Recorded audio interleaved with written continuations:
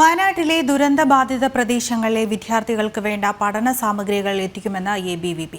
Students four സേവയുടെ നേതൃത്വത്തിൽ ഇതിനുവേണ്ട പ്രവർത്തനങ്ങൾ ആരംഭിച്ചു. ബുദ്ധിമുട്ട് അനുഭവിക്കുന്ന വിദ്യാർത്ഥികളുടെ പഠനം ഏറ്റെടുക്കാനും ABVP തയ്യാറാകുമെന്ന് നേതൃത്വം അറിയിച്ചു.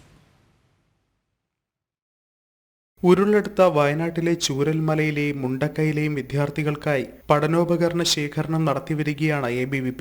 കഴിഞ്ഞ കുറച്ചു ദിവസങ്ങളിലായി ദുരന്തമേഖലയിലെ തിരച്ചിലിലും ABVP പ്രവർത്തകർ സജീവമാണ്. വിദ്യാർത്ഥികളുടെ തുടർ പഠനത്തിന് വേണ്ട സഹായങ്ങൾ ഉണ്ടാകുമെന്ന് ദുരന്തമേഖല സന്ദർശിച്ച സ്റ്റുഡൻസ് ഫോർ സേവ അഖിലേന്ത്യാ ഇൻചാർജ് ഭവാനി ശങ്കർ അറിയിച്ചു. वहाँ पर साफ सफाई अभियान से लेकर के और जो परिवार मिस हुए हैं उनके जो बच्चे हैं, जो पढ़ने वाले छोटे छोटे बच्चे हैं, उनकी पढ़ाई से संबंधित जो स्टडी मटेरियल है उसका भी कलेक्शन करके यहाँ पर कार्यकर्ता उनको उनकी पढ़ाई बाधित नहीं हो ऐसे चिंता करते हुए सारे काम में अभी स्टूडेंट फॉर सेवा के कार्यकर्ता पिछले 11 दिनों से लगे हुए.